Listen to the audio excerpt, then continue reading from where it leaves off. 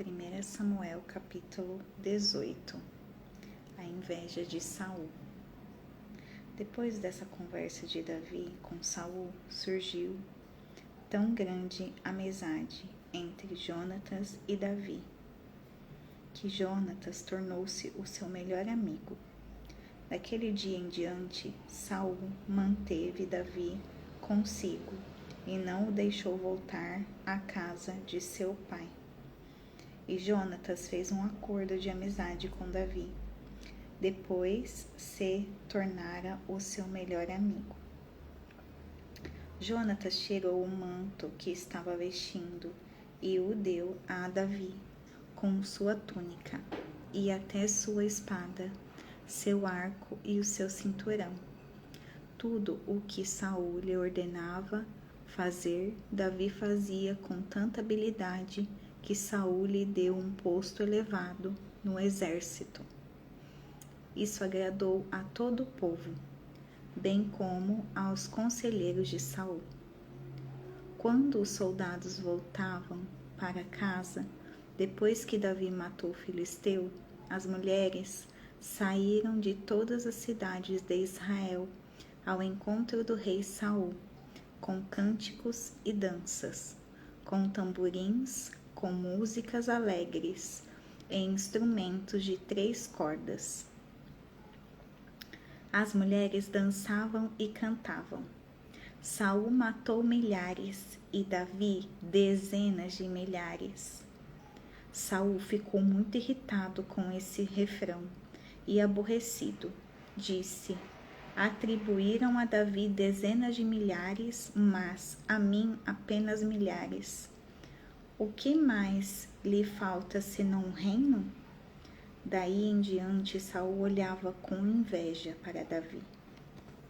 No dia seguinte, um espírito maligno, mandado por Deus, apoderou-se de Saul e ele entrou em transe em sua casa, enquanto Davi tocava a harpa, como costumava fazer. Saul estava com uma lança na mão e atirou, dizendo: encravarei Davi na parede. Mas Davi desviou-se 2 vezes.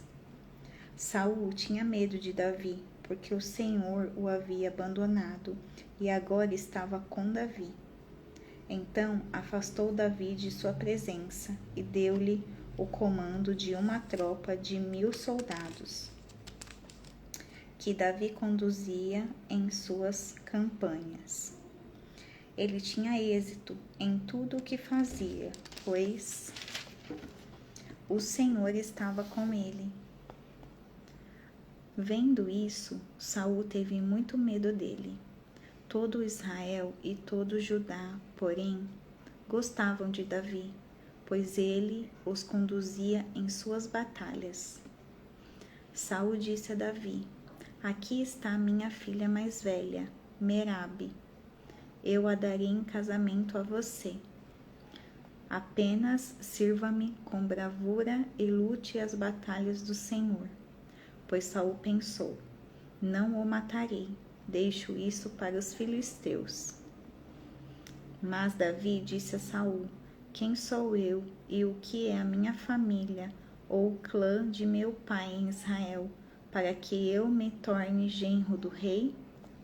Por isso, quando chegou a época de Merabe, a filha de Saul, ser dada em casamento a Davi, ela foi dada a Adriel de Meolá. Mical, a outra filha de Saul, gostava de Davi. Quando disseram isso a Saul, ele ficou contente e pensou: eu a darei a ele, para que ele sirva de armadilha, fazendo-o cair nas mãos dos filisteus. Então Saul disse a Davi: hoje você tem uma segunda oportunidade de tornar-se meu genro. Então Saul ordenou aos seus conselheiros que falassem em particular com Davi, dizendo: o rei está satisfeito com você, e todos os seus conselheiros o estimam. Torne-se agora seu genro. Quando falaram com Davi, ele disse: vocês acham porque tornar-se genro do rei é fácil? Sou homem pobre e sem recursos. Quando os conselheiros de Saul lhe contaram o que Davi tinha dito, Saul ordenou que dissessem a Davi: o rei não quer outro preço pela noiva, além de 100 prepúcios de filisteus, para vingar-se de seus inimigos. O plano de Saul era que Davi fosse morto pelos filisteus. Quando os conselheiros falaram novamente com Davi, ele gostou da ideia e tornou de tornar-se genro do rei. Por isso, antes de terminar o prazo estipulado, Davi e seus soldados saíram e mataram 200 filisteus. Ele trouxe os prepúcios e apresentou-os ao rei, para que se tornasse seu genro. Então Saul lhe deu em casamento sua filha Mical. Quando Saul viu claramente que o Senhor estava com Davi e que sua filha Mical o amava, temeu ainda mais e continuou seu inimigo pelo resto de sua vida. Os comandantes filisteus continuaram saindo para a batalha, e todas as vezes que o faziam, Davi tinha mais habilidade do que os outros oficiais de Saul, e assim tornou-se ainda mais famoso.